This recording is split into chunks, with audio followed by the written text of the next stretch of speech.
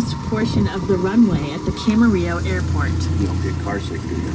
I'm in the passenger seat.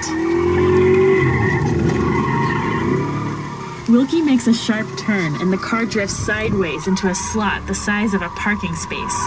None of the cones that marked it come close to tipping over.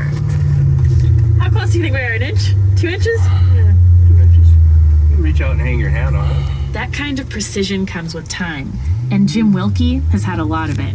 He's 64 years old and has worked as a professional stuntman in Hollywood for more than half his life. I try and limit most of my activity now to the driving stuff because I'm getting a little long in the tooth to be falling out of buildings on fire.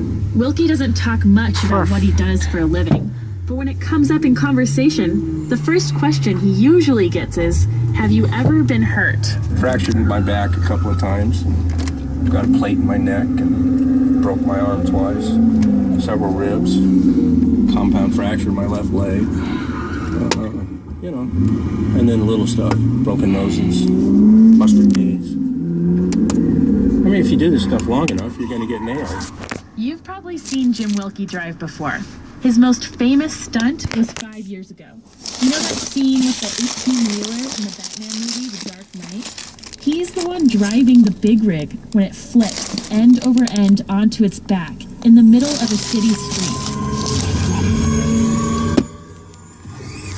Batman rides under the truck with a cable and wraps the back wheels of the tractor or the trailer with the cable, and then he wraps it around a pole, and then the cable comes tight and flips the truck end over end, and then the Joker crawls out of there, and Batman and the Joker have a face-off.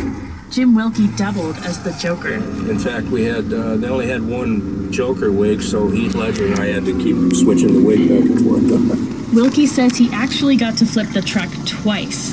They had to do a test run to make sure it would work. Because that was such a unique piece of business, you know, it's never been done before. And I just happened to be the guy that drew the straw and got to do it. Wilkie says he's lucky to be one of a handful of drivers who gets the jobs involving big rigs, like the rookie from 1990 with Clint Eastwood.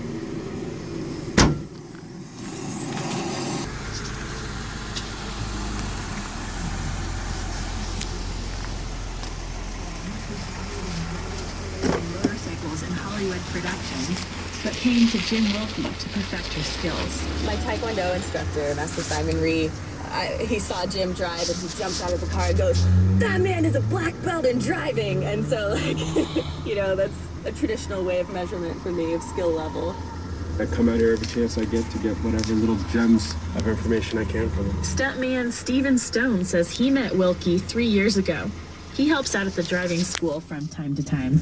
Well, he's taught me how to shuffle steer. He's taught me how to do 180s, reverse 180s, box 90s, flying 90s, how to drift. There's a lot of different skill sets, how to look at focus points.